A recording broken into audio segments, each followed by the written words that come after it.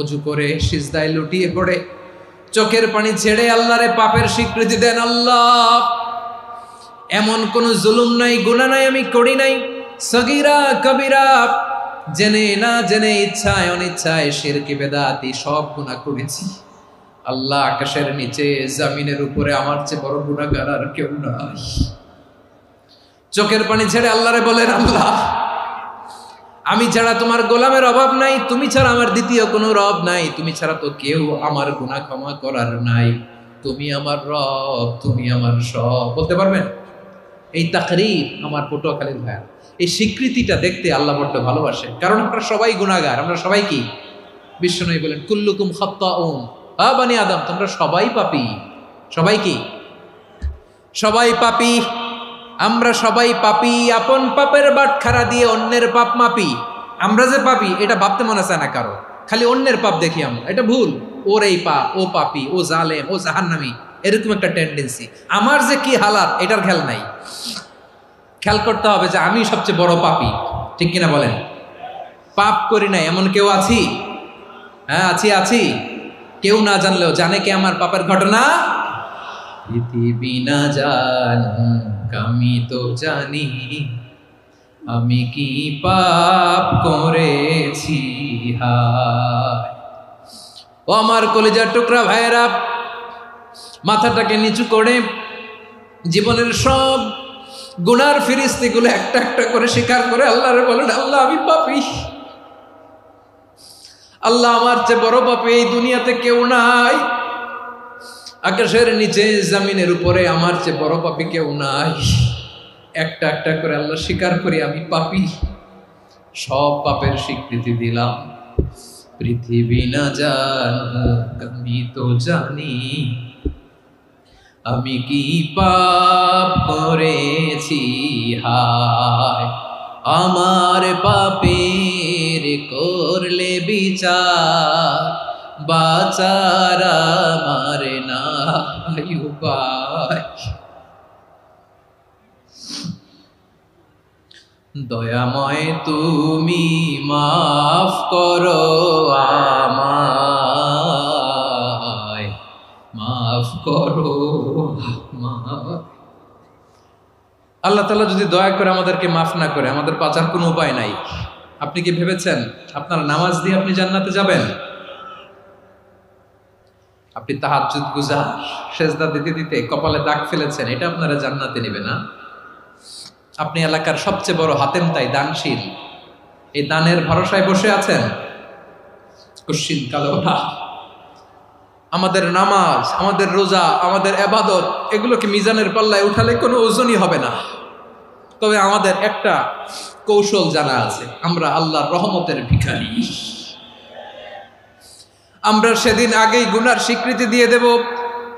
আমরা বলবো, আল্লাহ, তুমি প্রশ্ন করার আগে তোমার একটা কথা বলি, আমারে কিছু জিজ্ঞেস করো না, আমি সব করেছি। এমন কোন পাপ নাই যে পাপ আমারে দিয়ে হয় নাই। তোমার রহমত দিয়ে তুমি জান্নাতে পাঠাবা, তোমার দয়ায় জান্নাতে যেতে চাই, আমল দিয়ে না। পারবেন বলতে? কিয়ামতের দিন আমরা বলবো, আল্লাহ, আমার আমল দিয়ে জান্নাত চাই না, আমি তোমার দয়া দিয়ে জান্নাত চাই। তোমার দয়া ছাড়া আমার কোনো উপায় নাই। কারণ আল্লাহ যদি বিচার করে, বাঁচার কারো উপায় নাই। আল্লাহ যদি বলে ফেলেন তুই এটা করলি কেন, ওখানে গেলি কেন, কোরআনে 1000 বার নিষেধ করলাম তারপরেও এই পাপে জড়ালি কেন, এরকম প্রশ্ন ছুড়ে দিলে আমার উত্তর আছে? বাঁচার কোনো উপায় আছে?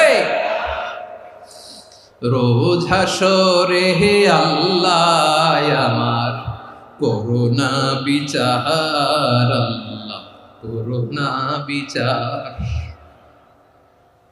বিচার চাহি না তব দয়া চাহি, এ গুনাহগার, আল্লাহ করুণা বিচার। আপনার আমল দিয়ে জান্নাতে যাবেন? কি দিয়ে যাবেন? আল্লাহর দয়া দিয়ে। আল্লাহর রহম আর দয়া ছাড়া কেউ জান্নাতের চেহারাও দেখতে পাবে না।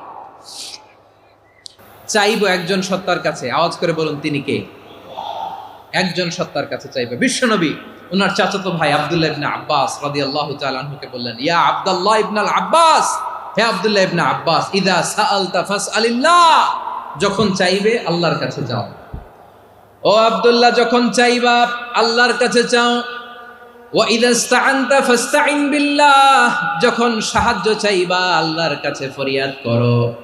জেনে রেখো আব্দুল্লাহ, ওয়া'লাম আন্নাল উম্মাতা লাউ ইজতামাআত আলা আন ইয়ানফাউকা বিশাইইন লাম ইয়ানফাউকা ইল্লা বিশাইইন ক্বাদ কাতাবাহু আল্লাহু লাক।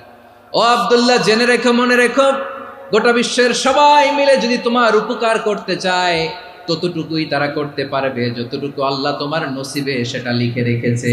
ঠিক কিনা বলেন? আর যদি গোটা বিশ্বের সবাই মিলে তোমার বিরুদ্ধে কনস্পাইরেসি করে, ষড়যন্ত্র করে, গোটা বিশ্বের সবাই মিলেও যদি তোমার ক্ষতি করতে চায় ততটুকুই শুধু পারবে যেটা আল্লাহ তোমার জন্য বরাদ্দ রেখেছে। যতটুকু আল্লাহ তাআলা তোমার জন্য বরাদ্দ রেখেছে অতটুকুই ক্ষতি করতে পারবে, আর এক চুল বেশিও করতে পারবে না, কমও করতে পারবে না। চিল্লায় বলেন ঠিক কিনা? এজন্য আমরা চাইবো কার কাছে? সবাই বলেন নাই, আওয়াজ করে বলেন কার কাছে? সব সময় আমরা আল্লাহর কাছে চাইবো, বিপদে আপদে, সুখে দুঃখে, সচ্ছল অবস্থায় অসচ্ছল অবস্থায়, পরাজয়ের সময় বিজয়ের সময়, সব সময় আমরা ভরসা রাখবো কার উপর? সবাই বলুন। একদল লোক আছে যারা বিপদে পড়লে আল্লাহরে ডাকে, আছে না নাই? পটুয়াখালীতে মাশাআল্লাহ নাই। বিপদ আসলে আল্লাহরে ডাকে, বিপদ নাই আল্লাহও নাই। বিপদে পড়লে নামাজ পড়ে, বিপদও নাই নামাজও নাই। বিপদে পড়লে জিকির করে, বিপদ যখন চলে যায় ওদের জিকিরও বন্ধ হয়ে যায়। এরকম আছে না নাই? কিছু লোক দেখবেন পরীক্ষা আসলে নামাজ পড়ে, আছে আছে। জেনজি আওয়াজ করো, এরকম আছে? এই কমন পড়ে গেছে, কমন পড়ছে। দেখবেন পরীক্ষার সময় নামাজ পড়ে, পরীক্ষাও নাই নামাজও আছে। এরকম কিছু লোক আছে অসুস্থ হলে আল্লাহরে বড্ড ভালোবাসে, আল্লাহরে খুব ডাকে। অসুস্থ হইলে অসুস্থতাও নাই, আল্লাহ স্মরণও নাই। দেখবেন কিছু লোক নির্বাচন আসলে খুব আল্লাহ আল্লাহ হয়ে যায়, তখন দেখবেন মাথার মধ্যে হেজাব লাগায়, পাঞ্জাবি লাগায়, আল্লাহ আল্লাহ হয়ে যায়। নির্বাচনও নাই, এরপরে আল্লাহর কথাও নাই। আছে না নাই? না, এরকম হওয়া যাবে না। সব সময় আমরা আল্লাহরে ডাকবো, বিপদে আপদে সব সময় ভরসা রাখবো আমরা একজনের উপর। আওয়াজ করে বলেন তিনি কে? এ কথাই আল্লাহ তাআলা আমাদের চোখে আঙ্গুল দিয়ে জানিয়ে দিলেন, ফাইদা রাকিবু ফিল ফুলকি দা'আউল্লাহা মুখলিসিনা লাহুদ্দিন ফালাম্মা নাজ্জাহুম ইলাল বাররি ইযা হুম ইউশরিকুন। আল্লাহ বলে একদল লোক আছে, তারা যখন নৌযানে চড়ে, জলযানে চড়ে, সাগরের মধ্যে যখন জাহাজে চড়ে, লঞ্চে চড়ে, তারা যখন তুফানের সম্মুখীন হয় তখন তারা আল্লাহরে বড্ড বেশি ডাকে, একান্তভাবে ডাকে, বিশুদ্ধ চিত্তে ডাকে। আবার তুফান থেকে তাদেরকে সেফ জোনে নিয়ে, নিরাপদ জোনে নিয়ে যখন বন্দরে আমি আল্লাহ তাদেরকে ভিড়িয়ে দেই, ওই লোকগুলো আবার আমি আল্লাহর সাথে শিরিক করে। এরকম আছে না নাই? জাহাজে উঠছে, সাগরের মাঝখানে তুফান, ওই সময় দেখবেন আল্লাহ কারে কয়। এই কথা তো আপনাদেরকে বোঝানো সহজ, আপনারা তো নদীর দেশের মানুষ। লঞ্চে চড়েন নাই কারা কারা দেখি? লঞ্চে চড়ছেন? হ্যাঁ, লঞ্চে চড়ে নাই এরকম একজনও নাই এখানে। আচ্ছা, লঞ্চে উঠছেন কে কে দেখি? মাশাআল্লাহ মাশাআল্লাহ মাশাআল্লাহ। ঠিক আছে, আপনাদের বোঝানো সহজ। আচ্ছা, লঞ্চে উঠে তুফানের সম্মুখীন হয়েছেন, জলোচ্ছ্বাস সবাই, মাশাআল্লাহ। তো এই ওয়াজ তো আপনাদের মুখস্থ, ঠিক কিনা বলেন? আমার বলার দরকার নাই, বলেন।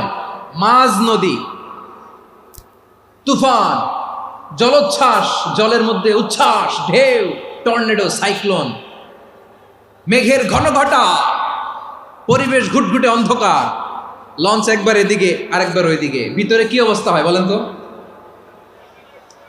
হ্যাঁ, তখন মুসলিমও আল্লাহর ডাকে, হিন্দু আল্লাহর ডাকে, ঠিক কিনা বলেন? আস্তিক আল্লাহর ডাকে, নাস্তিক আল্লাহর ডাকে, ঠিক কিনা? লঞ্চের ভেতর, স্টিমারের ভেতর কান্নারে রোল পড়ে যায়, চিৎকারের রোল পড়ে যায়, সবার মুখ দিয়ে শুধু একটা আওয়াজ, লা ইলাহা লা ইলাহা লা ইলাহা সুবহানাল্লাহ আলহামদুলিল্লাহ লা ইলাহা।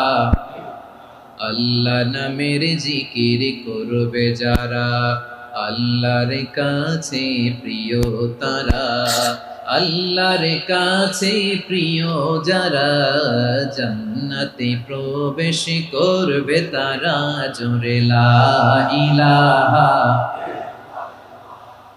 লা ইলাহা ইল্লাল্লাহ লা ইলাহা ইল্লাল্লাহ মুহাম্মাদুর রাসূলুল্লাহ সাল্লাল্লাহু আলাইহি ওয়াসাল্লাম।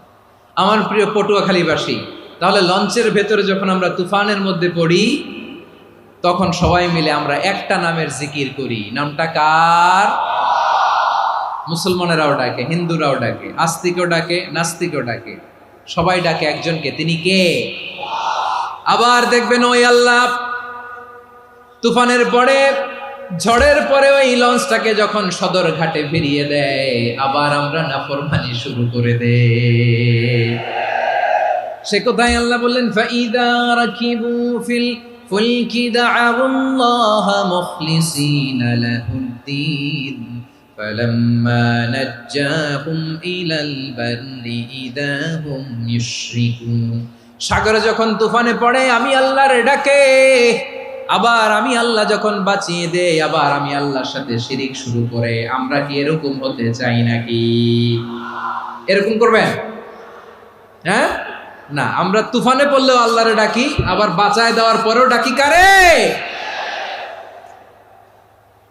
আল্লাহকেই ডাকি। বিমানের মধ্যে মাঝে মাঝে দেখবেন যে এয়ার টার্বুলেন্স হয়, জানেন? এয়ার টার্বুলেন্স জানেন তো? মাঝে মাঝে বিমানটা বাউন্সিং করে, বাম্পি, ভেরি বাম্পি ওয়েদার। শোনেন নাই? 40,000 ফিট উপরে যখন থাকে, তখন পাইলট মাঝে মাঝে বলে, dear passengers, ladies and gentleman, right now we are flying 40,000 feet above the ground and we are passing very air turbulence, very heavy air turbulence right now.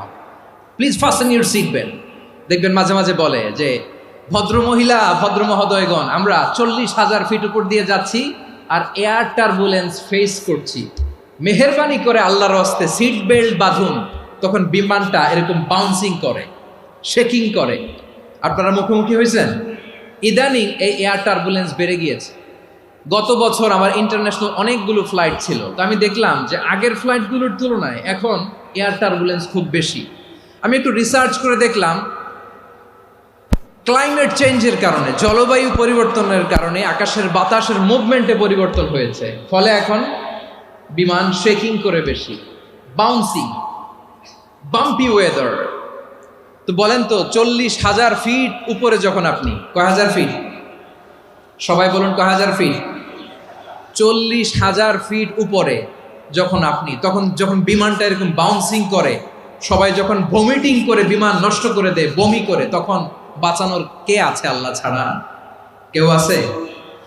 ওই মুহূর্তেও সবাই মিলে একজনের ডাকে আওয়াজ করে বলেন, তিনি কে? মাঝে মাঝে কিছু সোশ্যাল মিডিয়ায় কিছু ভিডিও পাওয়া যায় যে হেভি যখন এয়ার টার্বুলেন্স হয়, 10 সেকেন্ড 15 সেকেন্ডের কিছু ভিডিও পাওয়া যায়, বিমানটা এরকম বাউন্সিং করছে, বাম্পি ওয়েদার, কাঁপছে, মানুষগুলো বমি করছে, অক্সিজেন মাস্কগুলো সব ঝুলে পড়েছে, বিমানটা শুধু কাঁপছে। তখন দেখবেন বিমানের ভেতরেও এরকম লঞ্চের মতো চিৎকার আছে না নাই? বিমানের ভেতরেও তখন চিৎকার।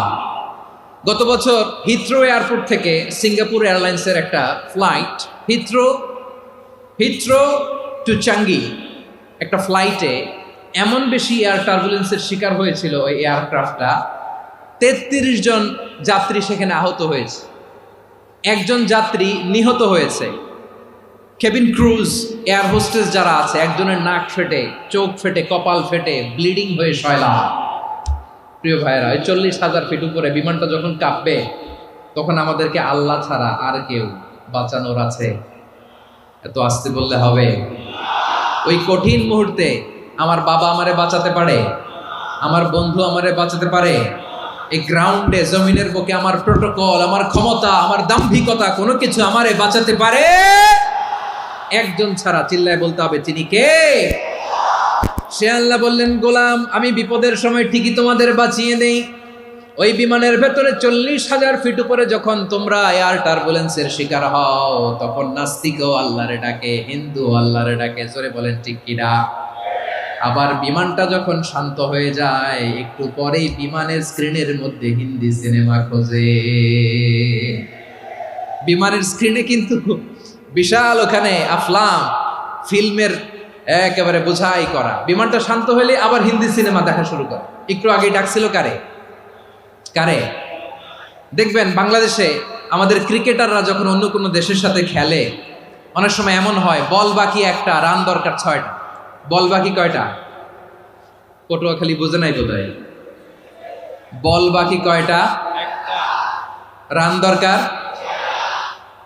আপনি দেখবেন ক্যামেরাম্যান তখন গ্যালারিতে খালি দেখায় দর্শকদের যে কি অস্থিরতা। হিপ হপ স্টাইলের মেয়েটা, যে মেয়েটার ওড়না এতক্ষণ ছিল গলায়, এতক্ষণ কইছিল, ওই মেয়েটা দেখবেন ওড়নাটা টেনে মাথায় দিয়ে এরকম মুনাজাত ধরতেছে, আল্লাহ আল্লাহ, একটা সক্কা, আল্লাহ আল্লাহ, আমার লাল সবুজের পতাকারে তুমি অপমানিত কইরো না আল্লাহ, ইন্ডিয়ার সাথে আমাদের খেলা, আল্লাহ আল্লাহ, একটা সক্কা, একটা একটা। পুরো পুরো খেলা জুড়ে এই মেয়ের ওড়না ছিল গলায়, কিন্তু যখন 1 বলে 6 রান দরকার, ওড়না চলে আসছে কোথায়? মাথায়। আবার মুনাজাত আছে না নাই? ঠিকই বাংলাদেশের দামাল ছেলে এমন এক শট মারলো, বল চলে গেল স্টেডিয়ামের বাইরে, ছক্কা, জিতে গেলাম আমরা। পুরো স্টেডিয়াম জুড়ে চিৎকার, হই হুল্লোর, মৌজ মাস্তি। যেই মেয়েটা মাথার মধ্যে ওড়না দিয়ে এতক্ষণ সুবহানাল্লাহ সুবহানাল্লাহ বলে আল্লাহর কাছে দোয়া করেছে, ওই মেয়ে এখন আবার ওড়না ফেলে দিয়ে নাচা শুরু করে দিয়েছে। তাহলে আল্লাহর ভয়, আল্লাহর প্রতি আস্থা, বিশ্বাস, ভালোবাসা, এটা কি ক্ষণিকের জন্য? মানে আমার যখন লাগবে তখন আল্লাহরে ইউজ করবো নাকি? হ্যাঁ, বিপদে আপদে, সুখের সময় দুঃখের সময়, সচ্ছল অসচ্ছল অবস্থায় বিশ্বাসীরা ভরসা রাখে একজনের উপর। চিৎকার করে বলো, পটুয়াখালী, তিনি কে? সে আল্লাহ বললেন, গোলাম, মনে করো না জাহাজ থেকে সদরঘাটে ভিড়িয়ে দিলাম, তুমি নিরাপদ হয়ে গেছো। মনে করো না 40,000 ফিট থেকে সেফ ল্যান্ডিং এর পরে এয়ারপোর্টে নেমে গেলেই তুমি নিরাপদ হয়ে গেছো। ও মিয়া, বিপদ কি শুধু সাগরে আর আকাশে? ঘরের বিপদও, ঘরের ভেতরও বিপদ আসতে পারে কি পারে না? এজন্য সূরা মুলক আল্লাহ বললেন, আমিনতুম মান ফিস সামাই আন ইয়াখসিফা বিকুমুল আরদা ফাইযা হিয়া তামুর। তোমরা কি ভাবছো তোমরা নিরাপদ? সাগরের মধ্যে তুফান, আল্লাহ আল্লাহ ডাকলাম, সদরঘাটে যেয়ে পড়ছি, বাইসে গেছেন তো আপনি। আর পাবে আপনারে আল্লাহ? আল্লাহরা তো সাগরের মাঝখানে তো আল্লাহ আপনারা পাইছিল, আর তো পাবে না। আর পাবে আপনারে? আর আল্লাহ ধরতে পারবে আপনারে? ঘরের ভেতরও বিপদ দিয়ে আটকাতে পারে কে? 5 স্টার 7 স্টার হোটেলের ভেতরেও আমাকে বিপদের মধ্যে ফেলে দিতে পারেন কে? আল্লাহ বললেন, তোমরা কি ভেবেছো তোমরা নিরাপদ? আমি চাইলে ল্যান্ডস্লাইডস, ভূমি ধস দিয়ে 1 লক্ষ 1 মুহূর্তে নিয়ে যেতে পারি। 1 সুনামি দিয়ে থাপ্পড় মেরে 3 লক্ষ সাগরের ভেতরে ঢুকায় দিতে পারি। 1 সেকেন্ডও লাগে না আমার। أم أمنتم من في السماء أن يرسل عليكم حاصبا فستعلمون كيف نذير। আল্লাহ চাইলে আকাশ থেকে পাথর বৃষ্টি নাজিল করতে পারেন কি পারেন না? এই মুহূর্তে এখানে ভূমিকম্প দিতে পারেন কি পারেন না? আচ্ছা, ভূমিকম্প যখন হয় আমাদের কারো হুঁশ থাকে? আপনি মনে করছেন আমরা সাধারণ মানুষ, আমরা দৌড় দেই, আর প্রেসিডেন্ট প্রধানমন্ত্রী ওনারা বুঝি খাটে শুয়ে থাকে? কথা বুঝে নাই বোধহয়। ভূমিকম্প, আর্থকোয়েক যদি হয়, বাঁচার জন্য আমরা কি করি? হয় খাটের তলায়, ডাইনিং টেবিলের নিচে, উপরে শক্ত কিছু আছে এটার নিচে, অথবা ঘর থুইয়া দেও দৌড়। তো প্রধানমন্ত্রী উনি কি করে, প্রেসিডেন্ট উনি কি করে? হ্যাঁ, উনি খাটের মধ্যে যে শুয়ে থাকে নাকি? উনিও দৌড়, সাধারণ মানুষও দৌড়, প্রধানমন্ত্রীও দৌড়, বাড়িওয়ালাও দৌড়, ভাড়াটিয়াও দৌড়, সবাই দৌড়। নাকি ভাড়াটিয়ারা বাড়ি থুইয়া দৌড়, বাড়িওয়ালারা আর বেরোয় না, এরকম না? তাহলে যে কোনো মুহূর্তে ভূমিকম্প দিয়ে নাস্তানাবুদ করতে পারে কে? আমার প্রিয় ভাইয়েরা, আমরা নিরাপদ নই, আমরা তার দয়ায় বেঁচে আছি। কার দয়ায়? এজন্য আল্লাহ বললেন, গোলাম যে কোনো মুহূর্তে বিপদ দিয়ে তোমাদেরকে নাস্তানাবুদ করতে পারি। বিশ্বাসী বলে যদি নিজেকে দাবি করো, সব সময় ডাকতে হবে একজন সত্তাকে। বলেন তিনি কে? এই কথা ক্লিয়ার? এই সবগুলো উদাহরণ শেষে সবার কাছে ক্লিয়ার হয়েছে না যে বিপদ থেকে, আপদ থেকে, পরীক্ষা থেকে, ক্যালামিটি থেকে আমাদেরকে কেউ বাঁচাতে পারে না একজন সত্তা ছাড়া। আবারও বলেন তো তিনি কে? ক্লিয়ার? হ্যাঁ, সবাই বুঝতে পারছেন? আচ্ছা, এবার আমরা দেখি বিষ্ণু ঈসা ইসলামের জীবনে বিপদ আপদ ছিল কিনা। উনি বিপদ আসলে কিভাবে ডিল করতেন, বিপদ আসলে কোন দোয়া পড়তে হয়, কিভাবে ফরিয়াদের হাত উত্তোলন করতে হয়, কিভাবে রবের দরবারে নতজানু হয়ে ফরিয়াদ করতে হয়, এটা জানার দরকার আছে না নাই? আসুন আমরা বিশ্বনবীর জীবনী থেকে দেখি বিপদ আসলে উনি কি করতেন। বিপদ আসলেই প্রথমে বিশ্বনবী সাল্লাল্লাহু আলাইহি ওয়াসাল্লাম একটা দোয়া পড়তেন। কি পড়তেন? তিনি পড়তেন, ইন্না লিল্লাহি ওয়া ইন্না ইলাইহি রাজিউন। নিশ্চয় আমরা আল্লাহর জন্য, নিশ্চয় আমরা কার দিকে ফিরবো ভাই? আবার কার দিকে ফিরবো? আওয়াজ করে বলুন তো, আমরা এসেছি কার কাছ থেকে, আবারও ফিরে যাব কার কাছে? এজন্য বিষ্ণুই পড়ছেন, ইন্না লিল্লাহি ওয়া ইন্না ইলাইহি রাজিউন। নিশ্চয় আল্লাহর জন্য, ওই আল্লাহর দিকেই আমরা ফিরে যাব। তারপরে বিষ্ণুই পড়তেন, আল্লাহুম্মা আজুরনি ফি মুসিবাতি ওয়াখলুফ লি খায়রাম মিনহা।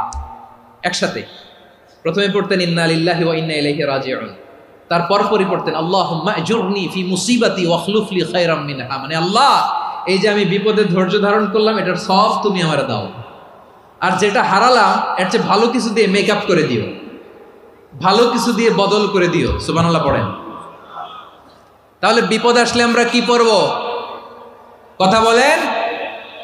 এই যে আমি শুয়েছিলাম, নাশিদ গাচ্ছিল ওরা, এদেশে পরস্পরে দেখা হলে দেয় সালাম, এদেশে আমজনতার হৃদয় জুড়ে পাকালাম, এদেশে বিপদ এলে সর্বজনে সর্বক্ষণে দোয়া পড়ে ইন্না লিল্লাহ। কি পড়ে? সুবহানাল্লাহ সুবহানাল্লাহ সুবহানাল্লাহ সুবহানাল্লাহ। এদেশে আজান শুনে সূর্য ওঠে শহর গ্রামে, এদেশে আজান শুনে সূর্য ডুবে সন্ধ্যা নামে, এদেশে সকল কাজে সবাই বলে বিসমিল্লাহ, এদেশে ভালো কিছু দেখে শুনে হাসি মুখে সবাই বলে মাশাআল্লাহ। সুবহানাল্লাহ পড়ে। তাহলে বিপদ এলে আমরা কি পড়ি? কথা বুঝলে সবাই উত্তর দিতে হবে, বিপদ এলে কি পড়ি? তাহলে বিপদ এলেই আমরা এখন থেকে ইন্না লিল্লাহ পড়বো, নাকি হাই হুতাশ করবেন? একদল আছে হাই হুতাশ করে, হায় আল্লাহ রে মোর কি হইল রে, মই কি হরমু রে, মই কমবে জামু রে, আছে না নাই? এরকম বিলাপ করতে নিষেধ করেছেন বিশ্বনবী। কি করব, কই যাব, কি হবে, হায় হায়, এরকম হাহুতাশ আছে না নাই? বিশ্বাসীরা হাহুতাশ করে না, তারা ইন্না লিল্লাহ পড়ে। কি পড়ে? মনে থাকবে? আমরা পড়বো ইন্না লিল্লাহি ওয়া ইন্না ইলাইহি রাজিউন। নিশ্চয়ই আমরা আল্লাহর জন্য, আমরা আল্লাহর দিকেই ফিরে যাব। এরপর পড়বো আল্লাহুম্মা আজুরনি ফি মুসিবাতি ওয়াখলুফ লি খায়রাম মিনহা। আল্লাহ, আমি যে বিপদে ধৈর্য ধারণ করলাম এটার সওয়াব দিও, আর যা হারালাম তার চেয়ে ভালো কিছু দিয়ে বদল করে দিও। সুবহানাল্লাহ পড়েন।